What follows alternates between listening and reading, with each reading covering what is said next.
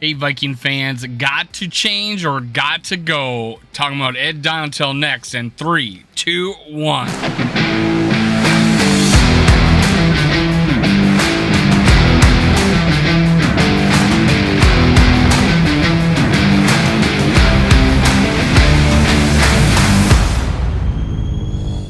Gather around, Skull brothers and sisters. This is Skull World, brought to you by Minnesota Sports Talk. I'm your host, Dave. You can follow me on Twitter, TikTok, and Facebook at Skull World. And make sure you hit subscribe, like, and leave a comment below. That way you enter my contest. I'll talk about that in a second. But these are the friends of the channel: Purple and Gold for Days, Purple Pocket Podcast, GG Sports Podcast, their Purple Code. I run with all these guys. Make sure you hit subscribe, like, and comment for them. Quick shout out to Chuck Foreman 44.com. Use Skull15 at checkout and you'll get 15% off. I'm also getting a Spin Doctor Bobblehead. We gave one out on November 22nd. I'm gonna give one out next Wednesday on my show. I'm changing the day for that because I'll be back for that. I'll give one away on Wednesday, and we also are giving away a autographed jersey at Chuck Foreman. His 44 jersey. It's right behind me over here. It's autographed jersey. Giving away that January 3rd. Just got to subscribe, like, and comment. And we have a partnership with Fanatics. This is something you can get off of Fanatics. I'll have the link in the description below. Copy and paste a link into a new tab. And then if you shop in that link, you will give credit to me, and I appreciate your helping out the channel.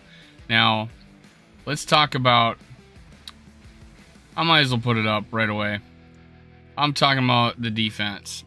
The Vikings defense.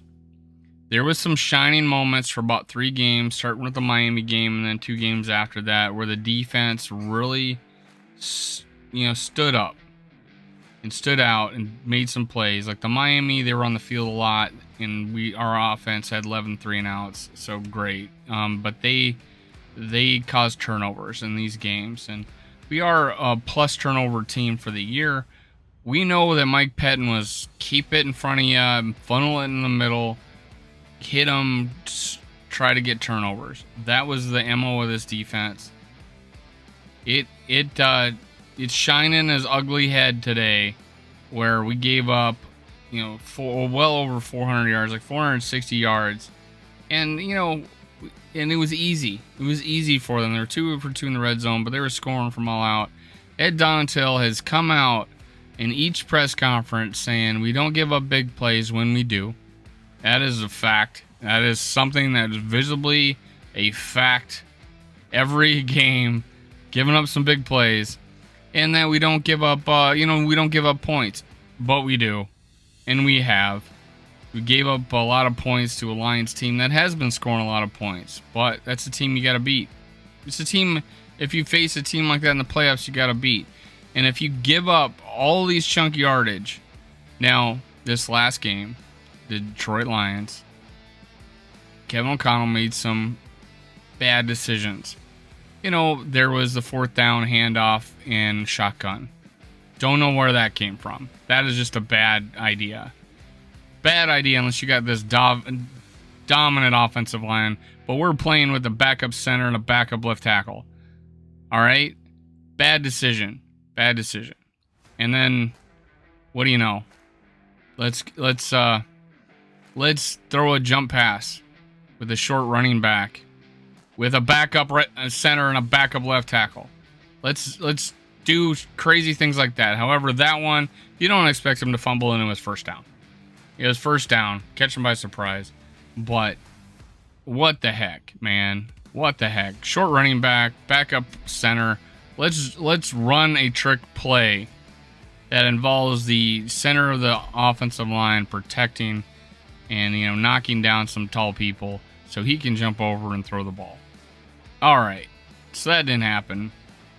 And then going for 2 for no reason. Don't know why that happened. And then kicking the onside kick with almost 3 minutes left, and you got 2 timeouts. Come on, man. Come on, kick that ball away. And, if it's deep enough and they're conservative enough, our defense possibly could hold it out. But no, we kick an onside kick. They get a first down. Then they kick a field goal, go up by 2 scores. So all bad decisions. All bad decisions.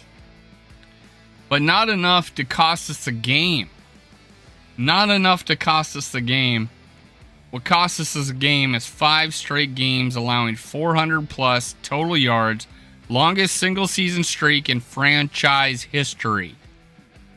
So since 1961, we have never done this. Ed Donatel, wear that with a badge of shame. I hate talking bad about Vikings. I do. I hate it, man. I hate it, man. I've said I've understood you. I said I know what you're trying to do, and I love some of the things you've done. Teaching turnovers, put an emphasis on that. But you can stop people and do that. You can do both. You don't have to do one or the other. Let them go by, but if they go by, go and grab the ball, and then we'll win the game. That is not how it's done. You gotta do something, disguise pressures. We're not getting after the quarterback. And we got guys that can get after the quarterback. I don't know what the deal is, man. Change your philosophy of some kind to get after this quarterback. It's not been happening lately. I mean, he's had Zadarius Smith has had 1 sack in 5 games, man. He has 9.5. What the heck? 5 games he's had 1 or whatever it is. It's bad. But hey, there is an answer. There is an answer. I've said got to change or got to go. He's not changing. We know this. Kevin O'Connell, you know this. I know you're conservative on offense at times, but we're still scoring enough to win. Defense, luckily, has been keeping people out of the end zone. Donatel's making excuses like, hey, that's not how we judge defense. Giving up all these yards is not how we judge defense. Well, today, how about points? Can we judge you on points? You gave up 4. And you didn't stop anything. It was terrible, man. I'm not, your defense, it wasn't you that gave up the punt. But it was you that gave up the big chunk plays to get the touchdowns. So, there is an answer, and his name's Mike Pettin. Out of the 2 coming into the game, coming into the season, I was like, why isn't this guy the defensive coordinator? He led he did a decent job helping out the Bears have at least a modicum of defense last year. All right, he was a special assistant, or a head coach, special head coach, or whatever, assistant head coach or something like that. So, well, he is now. I think he holds that role as an assistant head coach, if I'm not mistaken. But anyways, he's helping out on the defense. He's up in the booth or whatever. He's helping strategize the defense. Well, this guy was on a team that went to 3 NFC title games and had some high-ranked defenses. Mike Pettin could step in and change the mindset of this defense. I am never for changing a head coach or changing an assistant coach for no reason, especially during the middle of the season. But this defense is so far gone of how it's played. Yeah, 1 for 6 last week in red zone with a guy had played 4 games at quarterback, but we gave him 350 yards, whatever. But hey, if you have an experienced quarterback in there, that might have been a different story. We had an experienced quarterback today, and that's what the different story was.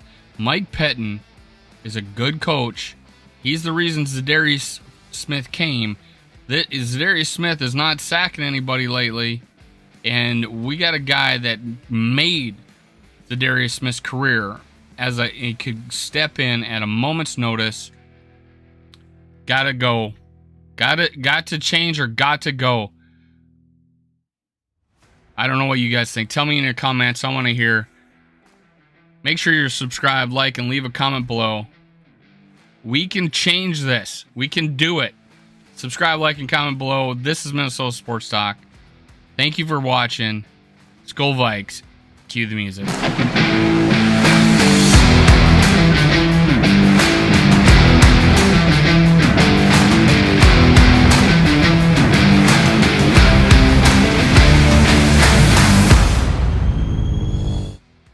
Viking fans, for listening. Make sure you catch my other episodes. Also, make sure you subscribe, like, and leave a comment below.